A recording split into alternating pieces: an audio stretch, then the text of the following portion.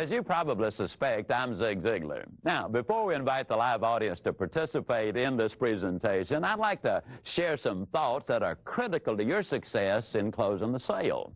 Number one, selling is a transference of feeling. If I can make you feel about my product like I feel about my product, if there's any way on earth you are going to buy my product. Now, Willie Dorsey, the great spiritual singer, puts it this way: brother, if you're going to be convincing, then you've got to be convinced. In other words, you transfer that feeling to others that your product, goods, or services are good. Now, there's a myth that's an absolute fallacy, and that is that a good salesperson can sell anybody anything. That's a con artist. A good salesperson, a professional, one who wants to build a career instead of just making a sale, clearly understands that you've got to have a conviction that what you're selling is in the best interest of that person who's buying. That way you render a service. That's what selling really is all about. Second point I'd like to make is simply this: prospects don't change their mind. Now, I know what many of you are thinking, but in reality, they make a new decision based on the new information which you give them. That's the reason the professional salesperson has a storehouse of additional information, because when the prospect says no, they're really saying no based on what they K-N-O-W. Now, you let them know more, and good closing involves education, then they're going to be knowing more and consequently buying more. Number three, the kind of person you are is critically important. A Harvard study recently reveals this: that the people who gain the most usable information from a presentation such as this one take good notes. That's number one. And number two, when it's over, they get with an associate or their boss or their trainer or their manager, and they brainstorm. So as you watch and listen, ask yourself these questions: how can I adapt and use this material old Zig's sharing with me in my career so that I can sell more today and be able to sell more tomorrow to the same people? Now, tell you what, let's do. Let's go to that live audience. Totally convinced that our major need in America today is leadership in the home.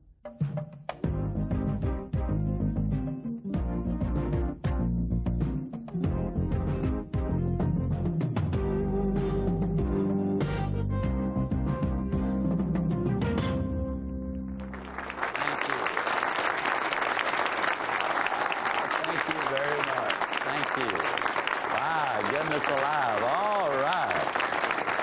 Okay. Thank you. Well, my goodness. Thank you very much. Okay. Sometimes when people stand up on me before I get started, I'm afraid they're about to leave me, so I'm glad to see you sit down. Now, I'm going to be asking questions as we go along. The first three closes involve selling you on what you do. Now, selling, and so I call this one the persuasion close. As I ask you these questions, some of them are kind of simple, but please do me a favor and respond to them. How many of you sell a pretty good product? Can I see your hands, please? All right. How many of you sell a extraordinarily good product? Can I see your hand? How many of you, ladies and gentlemen, sell a product that serves or solves a problem? Can I see your hand? How many of you believe that when you sell a product that solves a problem, you deserve a profit? How many of you believe that to sell two products that solve two problems, you deserve two profits? Can I see your hand? Okay. In other words, you believe that when you render a service, you deserve to be paid for it. Is that what you're saying? And what you're saying is, the more people I help, the more problems I solve, the more profit I deserve. Isn't that really what you're saying there? Okay, now I don't want to put words in your mouth because that's not sanitary. But that really is what you're selling or saying, all right? Now, how many of you have been selling for as long as a year? Can I see your hand? All right. How many of you still got all of the money that you've earned in the last 12 months? Can I see your hands? Okay? Let me ask you a question. How many of you got clients or customers whom you sold a year ago, 2 years ago, 5 years ago, or 10 years ago that are still using and enjoying the benefits of what you sold to them all those years ago? Can I see your hand? Now, the next question is the critical one. How many of you believe that the customer was the biggest winner in the transaction? All right, then if that is the case, is the sales process something you do to somebody, or is it something you do for somebody? Now, when you understand that, you're in position to begin to close the sale. Now, let me tell you what I just did. I just did something that is extremely important in selling. You know, a lot of times we convince people that our product, goods, or services are the best, but we don't persuade them to take action. How do you persuade? Well, let's go back in history and look at a couple of gentlemen named Aristotle and Galileo. Aristotle was a brilliant man, but he came up with a very foolish concept. He believed that if you dropped two weights of different sizes but made out of the same material, that they would fall at different rates of speed. That's what they taught at the University of Pisa for years and years and years. And then a young whippersnapper named Galileo came along, and he said, that's crazy. The students and professors said, why, you're off your rocker. Why, Aristotle said, and he said, well, let's go to the top of the Leaning Tower of Pisa, and let's take a look and see. He took two different sized objects of the same material, he dropped them, and they obviously fell at exactly the same rate of speed. He had convinced them beyond any doubt that what he was saying was absolutely right. But he did not persuade them to take action. Now, what am I getting at? How do you persuade people? You don't persuade people by telling them. You persuade them by asking them. You see, had I started by saying that you as salespeople really render a service, you would say, yeah, but I do okay too. Hey, you do all right, and that's fine. That's part of the equation. That's the reason I went through that little routine about how many of you sell a pretty good product. That is so important. You see, that sales process is something you do for someone. It is not something you do to someone. So I'd like to tie that in selling you on you to another attitude close, because you're the most important part of this equation. For a couple of years, I fought in the ring. One of the things and incidentally, I had a pretty good record. As a matter of fact, the worst I ever finished was second. Now, the only reason I quit was because of my hands. The referee kept stepping on them. Well, anyhow, in athletics, what you do is you study the opponent's weakness and exploit it. That's true in football, basketball, boxing, tennis, whatever it is. You study their weakness and exploit it. In selling, you study their weakness, that is their need, and you strengthen it by selling them your goods or products or services. There is your difference right there. Now, what kind of person sells the most? What is involved philosophically in this? We've built our entire business on the concept that you can have everything in life you want if you will just help enough other people get what they want. You solve their problems, my friends, you're going to do all right. Now, please understand that's a philosophy and not a tactic. Where does character and integrity enter the picture? The Forum Corporation out of Boston, Massachusetts, did an exhaustive study on 341 salespeople. 173 of them were super successful. 161 of them, 173 were super successful. 168 of them were moderately successful, and they determined what made the difference. Now, all factors were equal in the two groups as far as experience and education and product and territory and all those things. But there were two major differences and reasons for their success. The first one was trust. You see, the reality is without integrity, people won't listen. Without trust, they won't follow, meaning they will not buy. Now, the question is, who do they trust? Now, this is so simple, it's going to be frightening. They trust the good guys and the good girls. They trust those people of character and integrity. The second major difference they discovered was this. The super successful salespeople, the career salespeople, clearly understand that the sale is not complete until the order is signed, the merchandise is delivered and paid for, and the customer is happy with it. In order for those things to happen, you have to have a team of support people, and most professional salespeople do not have a team. So when they call the office, they're just as courteous to the switchboard operator as they are the chairman of the board.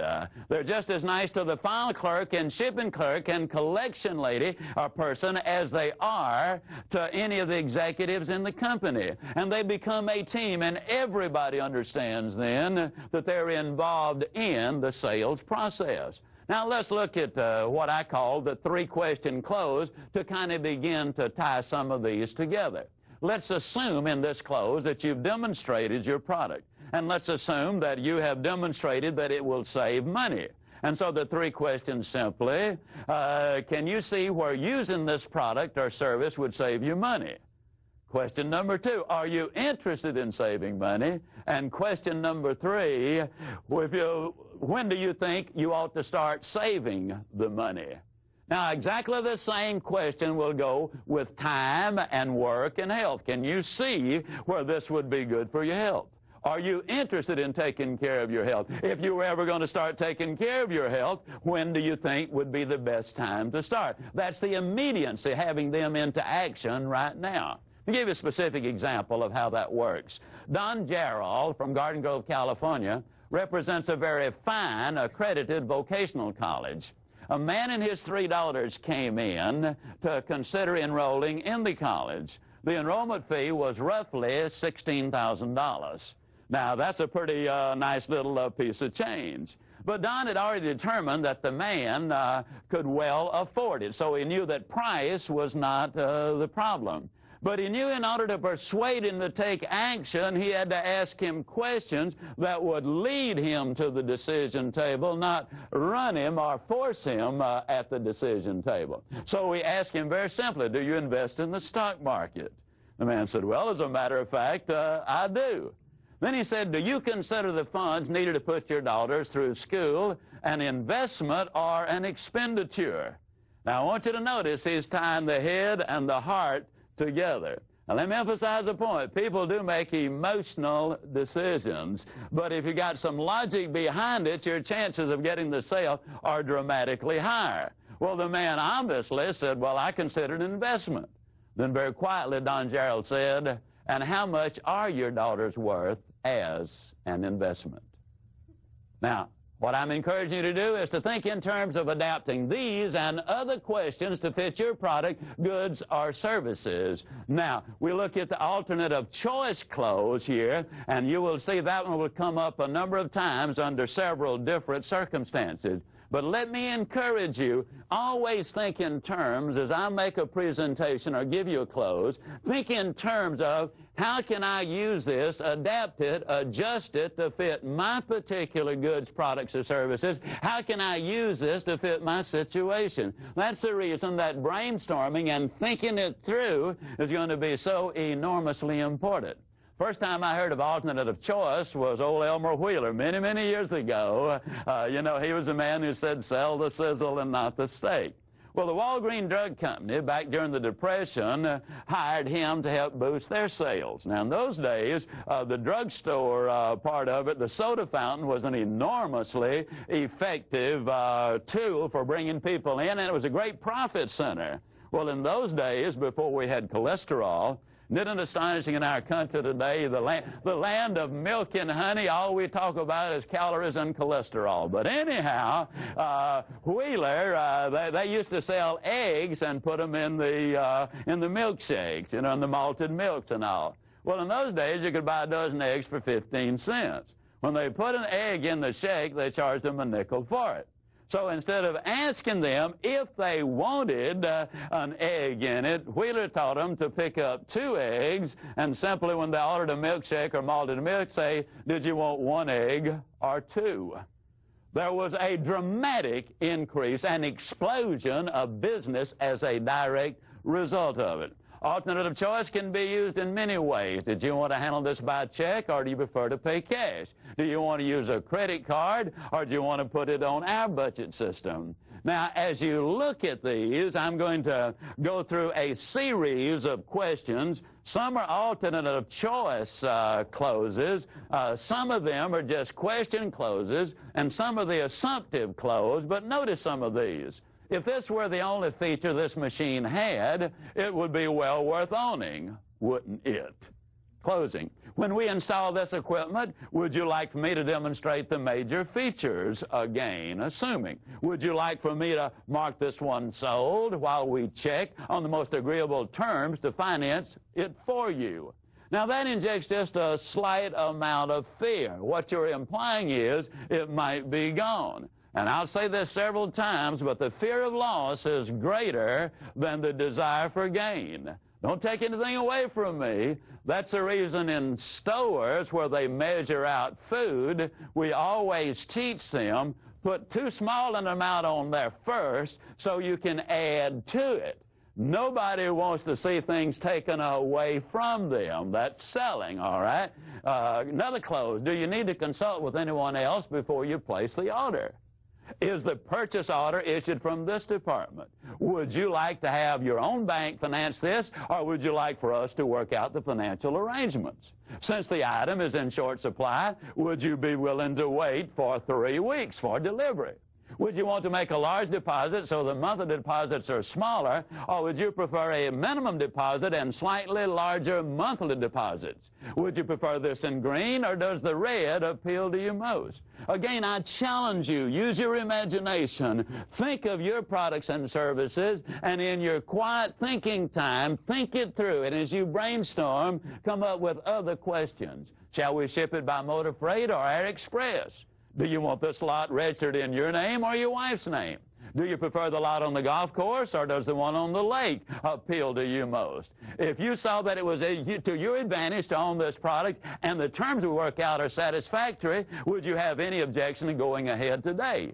Can you see the financial advantage to reducing the use of those powerful overhead lights which provide unneeded light in some areas in favor of using point-of-impact lighting during certain times of the day?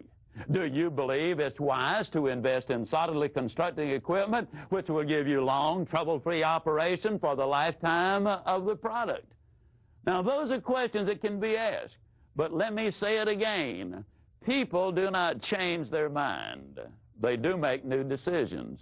I asked that redhead of mine. Now, my wife is a decided redhead, meaning one day she just decided that she is going to be a redhead.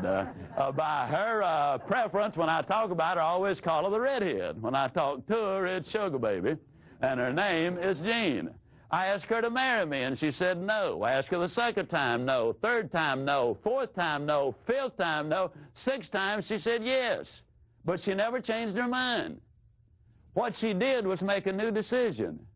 Now, psychologically, you as salespeople need to understand that. When a person says no, and you just sit on them and say, oh, you know you like it, go ahead, you're just irritating them because they've already decided no, and they're not going to change their mind. Now, if you give them new information, which enables them to make a new decision, you see, a wise person changes his mind, and I think everyone knows that, but they change it for a reason, and we've got to give them those reasons. Now, let me give you a specific example as I ask you this, and let me get you to respond. How many of you would give me $100 for an item you absolutely knew was worth only $20?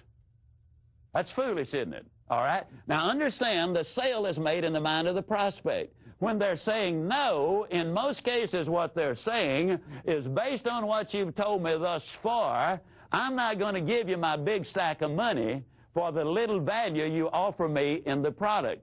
Now, you give me more value, and I'll separate myself from my money. And so every time you use a new clothes or new information, you build value and value and value and value. And only when the value gets above the price do you have a legitimate prospect. That's where you start closing the sale. Now, let's look at some closes that deal with specifically how to overcome the price objection by using your voice inflection. Now, as a matter of curiosity, how many of you ever get a price objection? Can I see your hands, please? All right. Now, let me say this. When you use the right words and you're selling the right product, and use the right inflection in your voice, then you've got an infinitely better chance of making the sale. Let me say that those voice inflections can completely change the meaning and intent of words. For example, how many of you realize that in the Bible it clearly says that man was born cursing? Did you know that? If you don't believe it, look it up. It's Job 3:1, and it clearly says, and Job cursed the day he was born. Now, the only thing is that little comma is not in there. When you took the comma and put it in, that completely changed the meaning. For example, let's take something like, I did not say he stole her money. Now, those are 8 words, and we can make them say 8 different things with voice inflection. This is why good professional salespeople need a cassette recorder, so they can record their presentation and listen to their voice and listen to that voice inflection. For example, when I say, I did not say he stole her money, that's just a statement of fact. But alter it slightly, I did not say he stole her money. Completely different meaning. Or, I did not. That's a vehement denial. Say he stole her money. Or, I did not say he stole her money. Completely different. Or, I did not say he stole her money. That was a rascal over there that did it. Or, I did not say he stole her money. You know, he's going to put it back. I mean, he's just borrowing it. Or, I did not say he stole her money. It was hers that the rascal stole. Or, I did not say he stole her money. It was a diamond ring the rascal got. Now, you see, we took 8 words in one sentence, made them say 8 entirely different things. And when you become a serious student of selling and learn what those voice inflections are and how you can handle them, it makes a dramatic difference. Charles Osgood says, compared to the spoken word, Charles Osgood says, compared to the spoken word, a picture is a pitiful thing indeed. Words move people. They move them emotionally. Now, if you can put the word and the picture together, now we're in business. Now, different prospects will object differently. For example, one prospect might stomp his foot in essence and say, that price is ridiculous. How many of you ever had somebody, really respond in a manner like that? Another one might say, well, it seems to me the price is a little high. You might have a good old boy down home type fella, and he might say, you folks kind of proud of that stuff you sell, ain't you? Now, they're all talking price, but you handle them in a totally different way. The one who says that price is ridiculous, you don't argue with him. You don't say, no, it's not either. You repeat what they said, but you do it this way.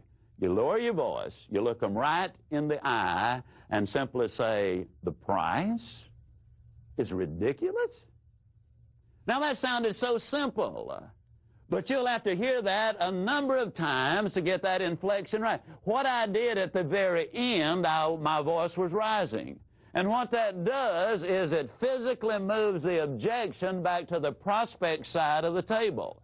You are now selling on offense instead of defense because the prospect now has to defend their statement instead of you justifying the price.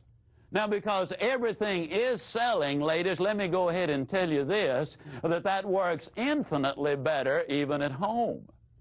For example, let's say that you beat your husband home, and you've had really a tough day, and as he walks in, you greet him warmly, of course, and give him a big old smooch, and then you back up about 3 steps, you look at him and a big old smile and say, honey, did you want to take me to Alamans or Farfallo's for dinner? He might say, I don't want to take you anywhere to dinner. You don't argue with him. You just simply repeat what he said. You don't want to take me to dinner, hon? It almost ain't fair. It really is not. Now, let's say that it's grass cutting time, and so you say to your 14-year-old, okay, son, it's time to cut the grass. I don't want to cut the grass. You don't argue with him. You repeat what he said. You lower your voice. You look him right in the eye and say, you don't want to cut the grass, son? I can absolutely guarantee, whether you want them to take their toys to the back room or cut the television set off or get the repair person to come out and repair the air conditioning on a brutally hot Friday night, I can tell you it works dramatically better. Now, let's look at it another way. Let's say that one prospect might say, well, you know, the price is a little bit high. Then we got a lot of different ways. For example, I call this the like it close. I simply say then, well, let me ask you, do you like it? And most things are, yeah, well, I like it. Well, Mr. Prospect, don't you believe that it's difficult to pay too much for something you really like? Well, they might say, well, you got a point, but yeah, I think you can pay too much for something you really like. But you've just crossed a little barrier. You now have got them thinking along these lines. And let me point this out. Sometimes when they object to the price, that's not the objection at all. So early on, you need to smoke it out. Is that the objection? And you do that simply by saying, well, let me ask you, if there were a way I could show you that the price not only is fair, but actually is more than fair, would you go ahead and take advantage of the offer that we're making to you this evening? Now, or this morning, or whatever. What you're really doing is trying to smoke out the advantage. You're trying to smoke out whether or not the price really is the, the objection they're raising. Now, let's say they say, well, yeah, the price is the problem that I'm having with it. Then what you do is, if there were a way I could show you how you can legitimately justify this price and take advantage of our offer, would you be willing to go ahead and start enjoying the benefits today? Now, if they say no, then what you need to do is to smoke out the real objection, because price really is not it. But if the answer is yes, then you simply ask the question, well, do you like the product? And most of the time, you're going to get an answer. Well, then the next question, don't you agree that it's difficult to pay too much for something you really like? Now, a lot of times that forces them to start that thought process, and you've just taken one step towards closing that sale. Then if they say yes, then you say, well, it's okay to do something nice for yourself. Now, if the answer is no, then you move into what we call the fear of loss close. And you do that with simply making this statement. Wouldn't you agree that it's better to invest a little more than you had planned instead of less than you should? Now, here's the reason I ask you that question. If you invest a little more than you had planned, you're talking peanuts. If you invest less than you should, and the service or product you buy won't do the job you need it to do, then you literally have lost everything. Now, if the prospect says the price is still too high, then you move to what we call the how much too much close. For example, for 15 years, I was in direct sales. I sold heavy-duty stainless steel cookware, and it carried a premium price for a very justifiable reason. And a lot of times the prospect would say, well, yeah, your product is too much. And I'd say, well, give me a figure. How much too much? And they'd say, well, $200 too much. Now, I would always write the $200 down. And then let me give you this little bit of data. I had a policeman take his .45 and shoot my little 8-inch frying pan from a distance of 12 feet, and had a documented statement, notarized, saying that he had done that, and you could just barely see the dent in that little pan. And so I had shown that to the prospects in the process of the demonstration. And I said, let me ask you, you say $200 too much. How long do you think this set of cookware is going to last you? And invariably they say, well, I think it'll last forever. Then I would say it certainly would last you at least 20 years, wouldn't it? And invariably they say, yeah, I don't think you'd have any trouble with that. Well, if you invest $200 too much over a 20-year stretch, what that amounts to is about $10 a year. And if you break that into pennies, it means really that for just 3 cents a day, you can go ahead and have the finest equipment that you can get anywhere at any price. Now, if the prospect still objects or still says, well, it's too high, then I would ask him this. I would say, now, let me ask you this question. Do you ever eat out? And invariably, they would say, oh, yeah, we frequently go out to dinner. Then I would simply say to them, well, let me ask you, do you tip the waitress? Invariably, they say, our waiter. They say, oh, yeah, we always tip. Well, this was a number of years ago, and so I would use a lower price. I would say, well, now, how much do you generally tip? And they would say, well, at least $1. And I would say, well, now, let me tell you what you're giving $1 for. That is to have the food brought from the kitchen and put on the table. You brought the silverware and the china out. They served you water and coffee, but they served. Now, you give her $1 for doing that, or him $1 for doing that. Your wife went to the store.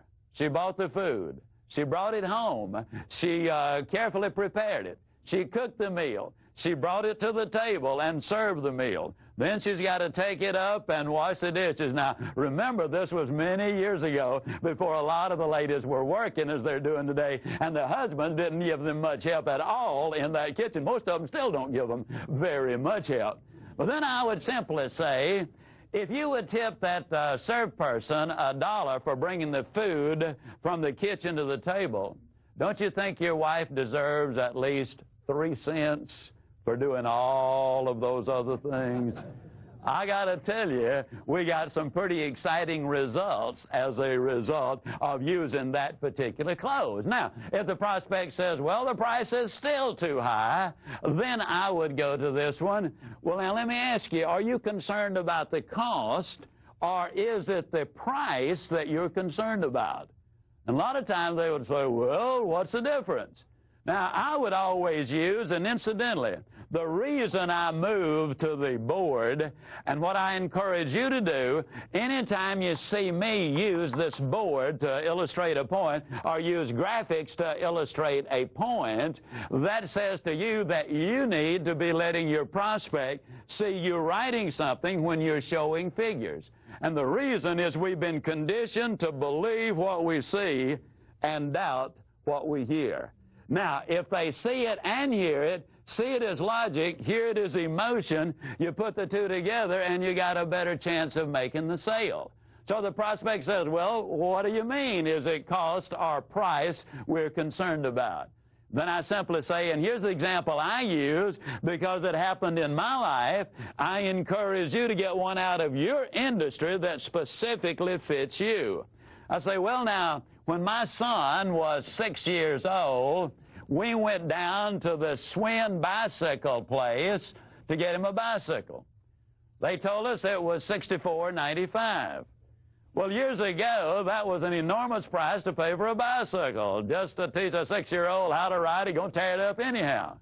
So I went down to a discount store, and there I priced a bicycle for $34.95.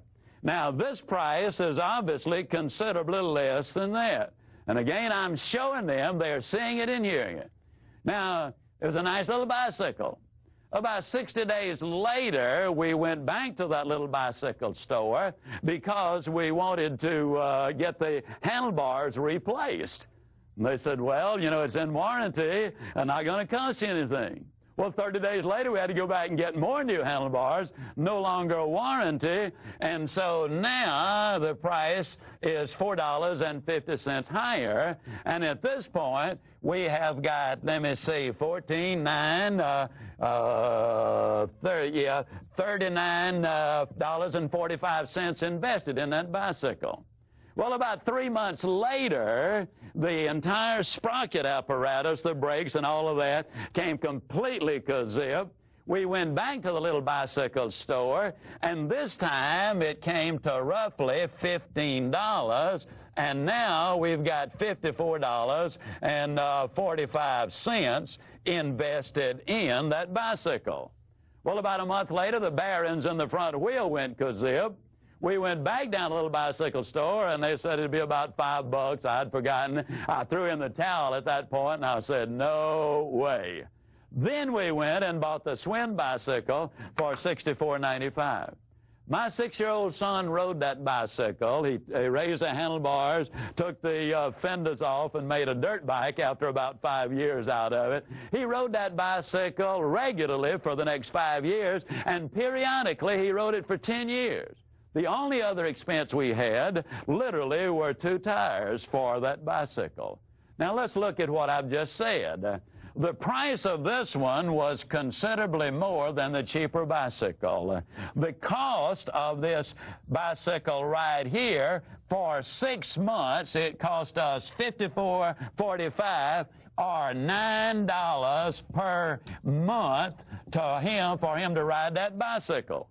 In 10 years, this bicycle cost $64.95, or the cost was $6.50 per year. Now, Mr. Prospect, let me ask you again. Is it price or is it cost you're concerned with? Now, the reason I stress that so strongly is simply this. A lot of people can beat us on price, but nobody can beat us on cost. And since price is a one-time thing and cost is a lifetime thing, don't you really want the best possible lowest cost that really is effective? Now, let's say you don't have time to do all of those things as far as dealing with price. Let's say you're at a counter somewhere and you've only got a few seconds to make the sale, and the prospect simply says, well, the price is a little high, and you just have that one moment.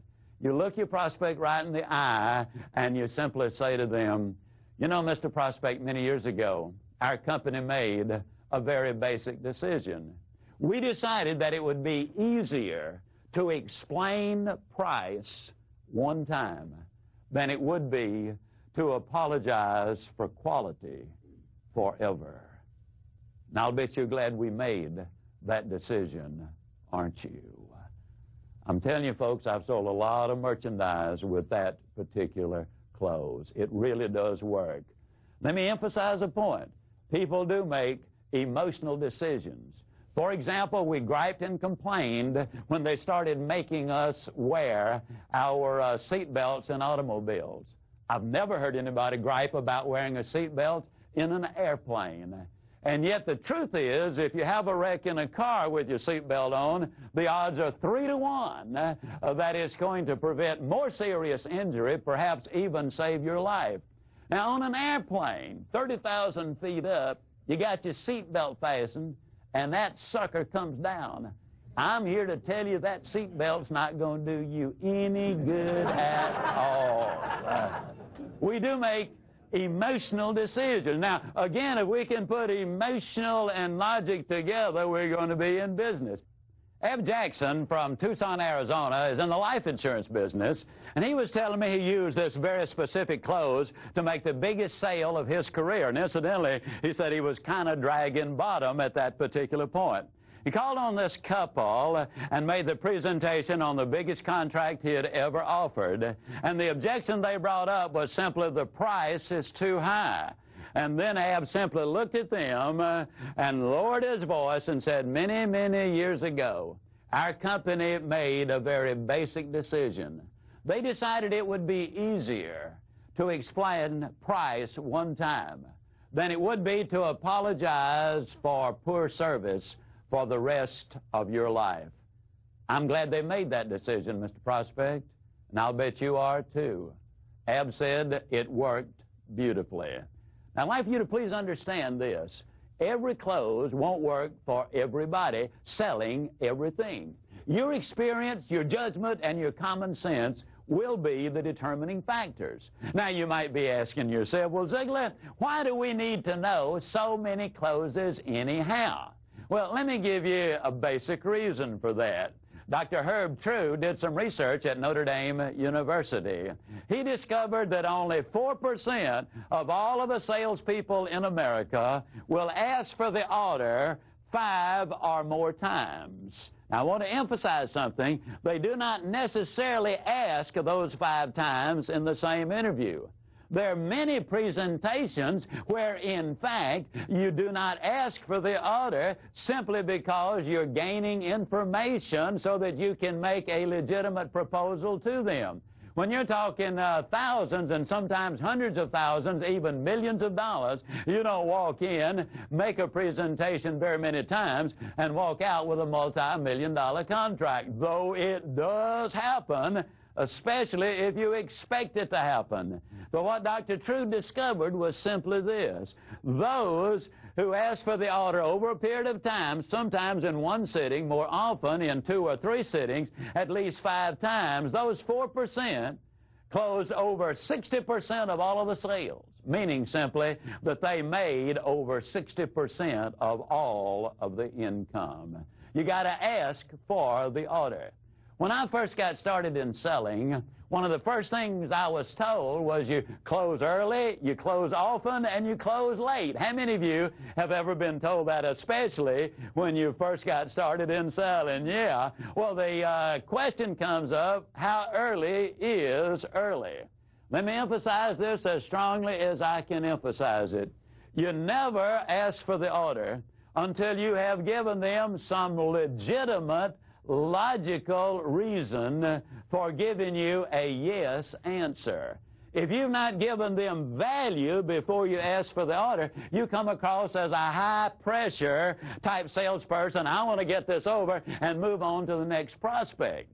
Now, that's one of the reasons you give that value first, because once the prospect has said no, a little barrier goes up. You can get over it, but it is more difficult than if the barrier had never been raised. So give value before you ask for the order.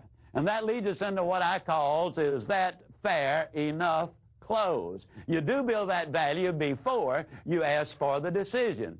But let me simply say this. It's okay, it's even wise to let the prospect know in advance, maybe, that you're going to ask for the order. For example, years ago, things were slightly different than what they are today. When I was in the life insurance business, we used to do the fact-finding interview, and then we would go back with a proposal. And I would always have it in a beautiful folder. And when I went back, then I would take the proposal like so, and I would say, I have prepared a proposal for you. Then I would pull out a plain sheet of paper like so. And this is where I'm saying it's okay, it's even wise, particularly if you can go ahead and if you've done a lot of research before you get there, and let them know in advance you're going to ask for the order. So I'd pull out this sheet of paper and I'd say, now, Mr. and Ms. Prospect, as you can see, I got a plain sheet of paper. There's obviously nothing there to explain. There's nothing there that you would not understand because there's nothing there. Here's a promise I'm going to make you.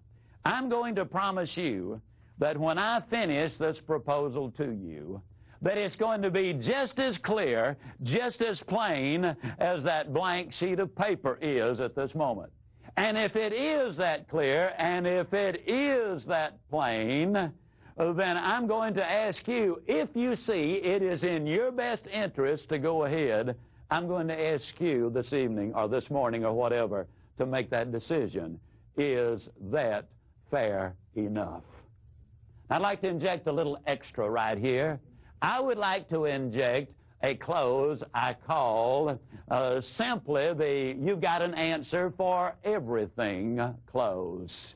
Now, here's what I mean. Sometimes you've answered several objections, and you've impressed the prospect with just how much you know about what you're talking about. And so many times, half in admiration and half in exasperation, the prospect will look at you and say, well, it doesn't make a difference what I say. You've got an answer for everything. How many of you have ever had somebody say that to you? All right? You're that close to making the sale, but you're that close to missing it. If you modestly admit that you were number one in the region last month, you just blew it.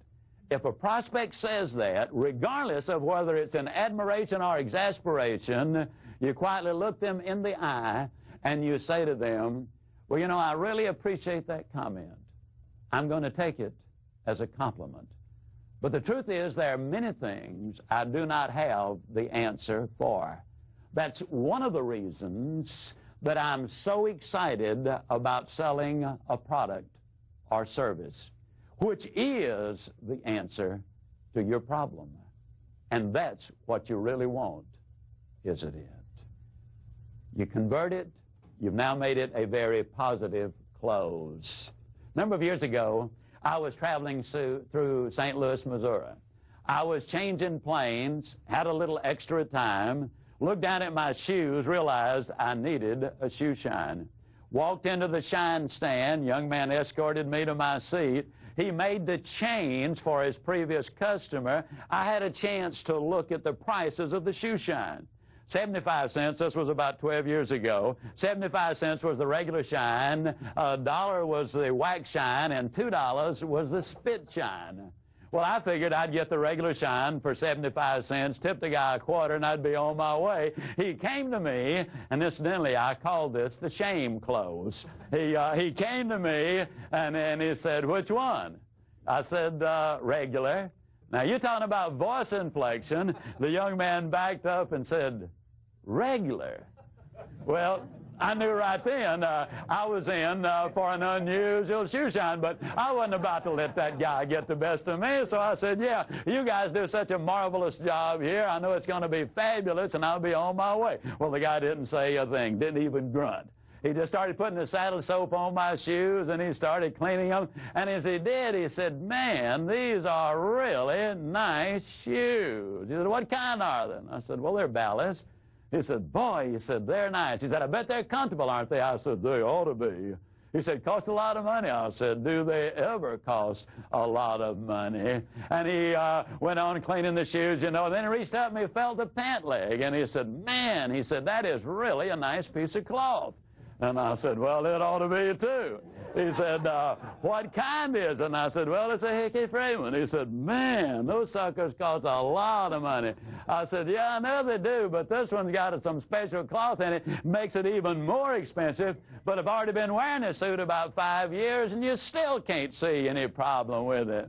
Well, he said, man, he said, that's nice. And then he started the shining process, and he was just a shining away, and he was a popping, you know, and when they're popping, that's not shining. I shine shoes in the Navy. I know when you're shining shoes. That's a sales talk. He's trying to attract the crowd from outside. So he was just a popping away, and all of a sudden he backed away, and he looked me right in the eye, and he said, you know, this seemed like a shame. Man spent over $100 on a pair of shoes. Spend several $100s to get a nice suit of clothes. And all he's trying to do is look nice. Then he won't spend another $1 to get the best shine in the whole world.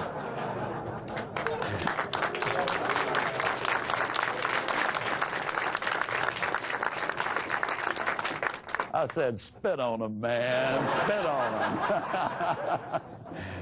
Well, now, folks, you know, when you get a 75-cent shine, a 2-bit tip, that's fine. But when you got a $2 shine, nobody with class gives a 2-bit tip. So I gave him a $3, you know, and as I walked out, you know, I was really picking them up and putting them down. I was feeling pretty good, you know. I looked up at the clock, and as I did, it clicked straight up and down 10 o'clock. Now, the reason I mention that is because when I sat down, I noticed it was exactly 3 minutes until 10. I was in his chair 3 minutes. I gave him $3. Now, you don't have to be a Phi Beta Kappa from MIT to figure that one out. That is $60 an hour. Did you realize that's what we were paying our psychiatrists back then? Of course, this guy does some good. But, you might say, but Zig, he doesn't shine 20 pair of shoes an hour all day long. Okay, but you figure, let's cut that half in two. Instead of 60, he makes 30. Cut that half in two. He doesn't make 30, he makes 15. And you take $15 an hour and cut that half in two, and I know he does more than. You know what that adds up to? It adds up to right at $20,000 a year, shining shoes. And I got something to tell you, friends. If that dude ain't making at least 30, ain't a dog in Georgia.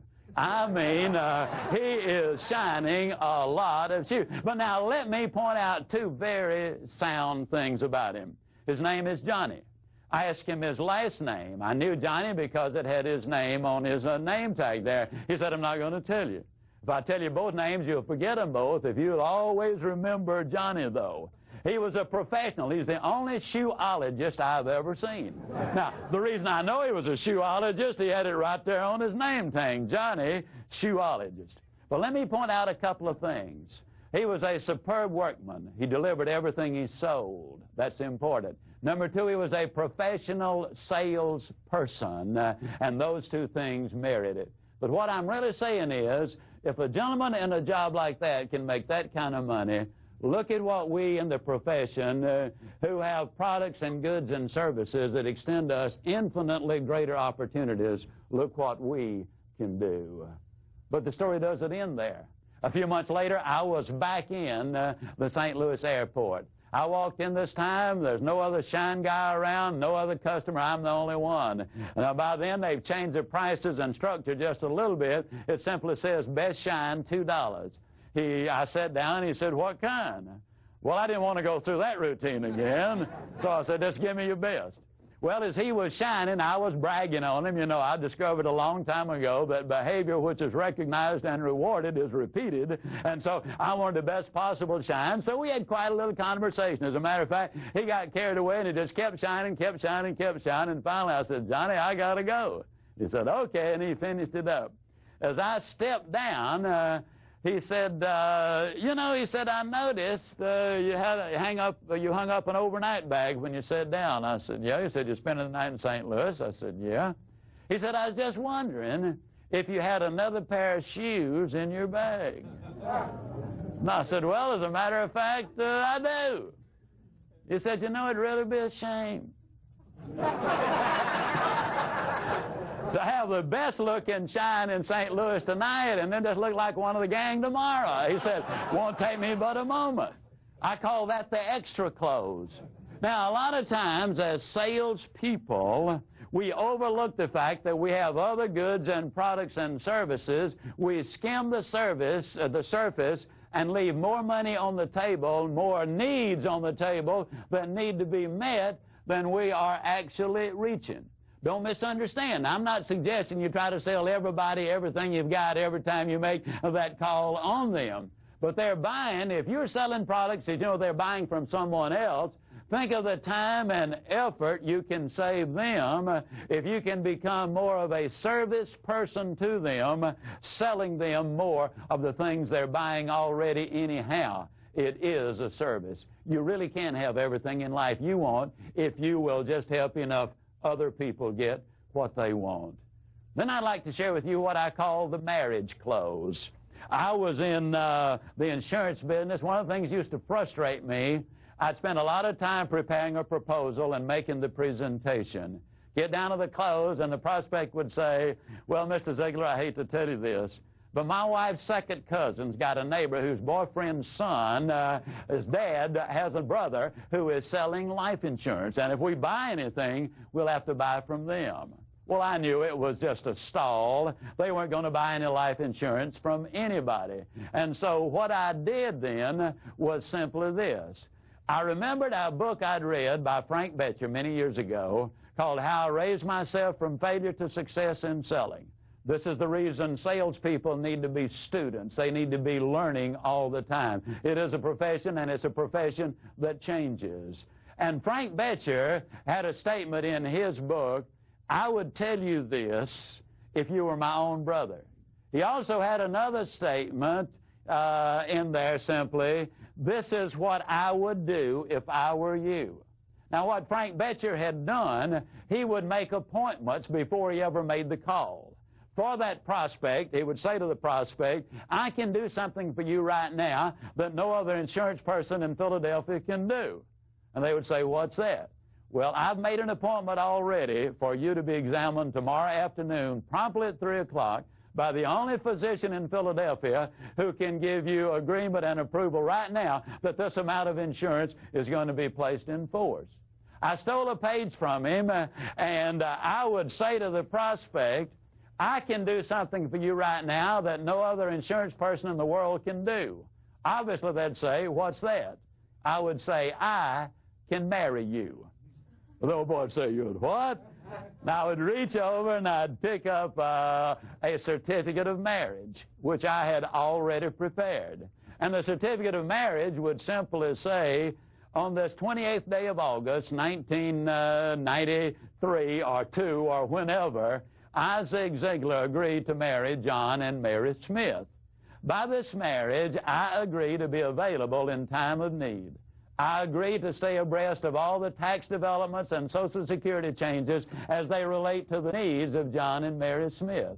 I agree to assume responsibility for giving them the best advice that my professional knowledge will permit.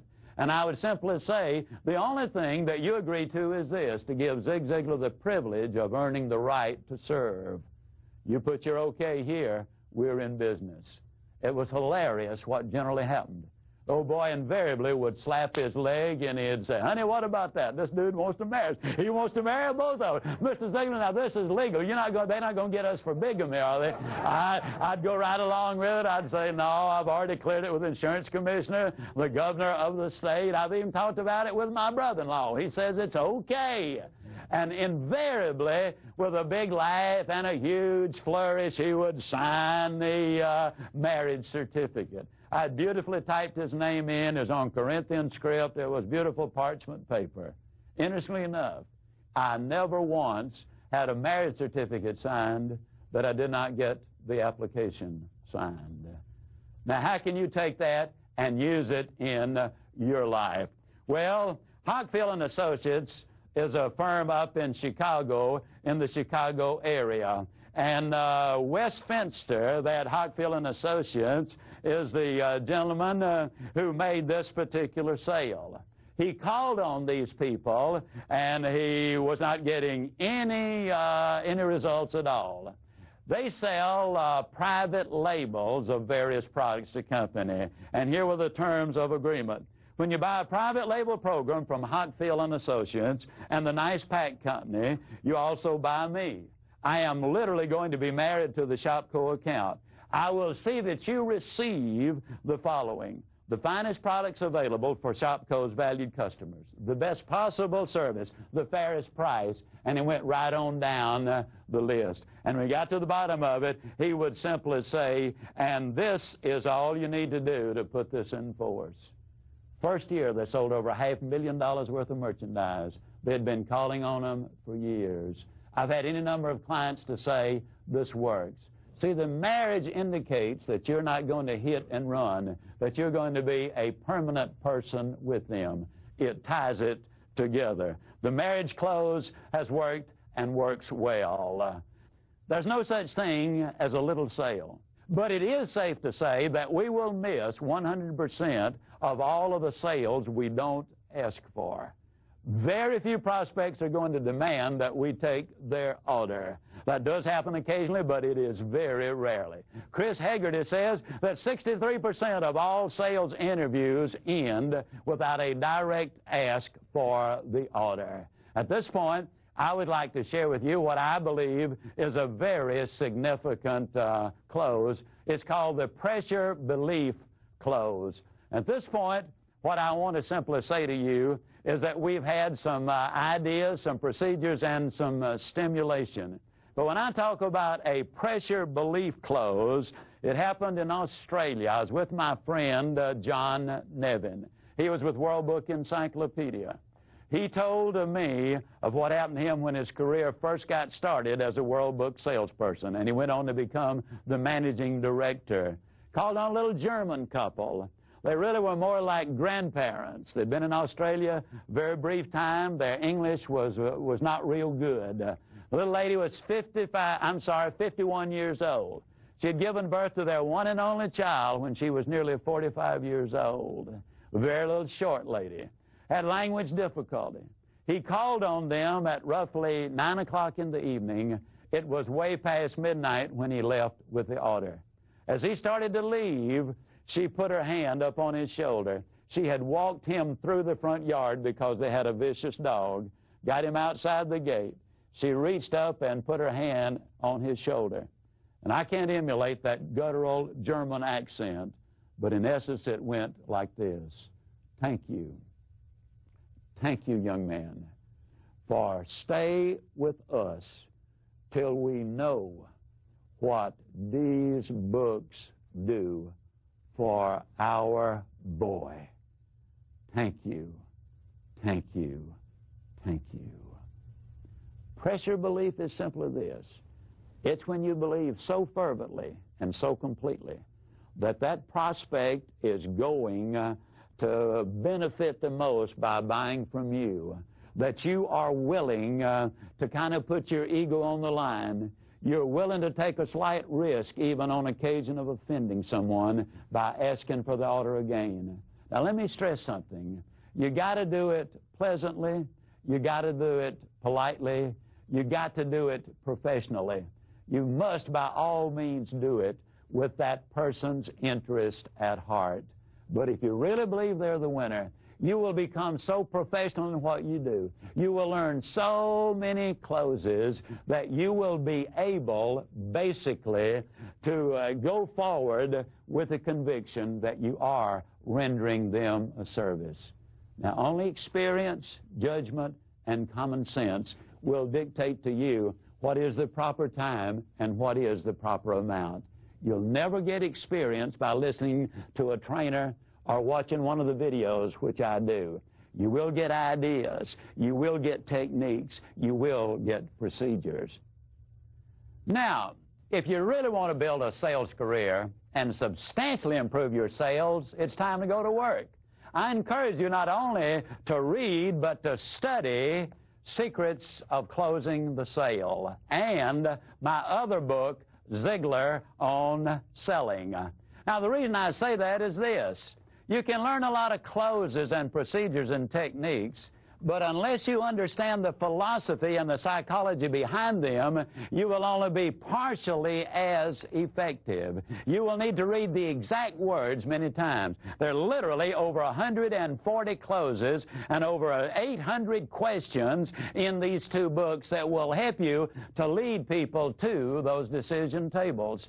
And then in order to get the voice inflections down, we have made audio cassettes of each of these videos, and while you're in your car, you need to be listening to them over and over and over. The SMEI International, Sales and Marketing Executives International, says the average professional salesperson spends 510 hours a year in the automobile.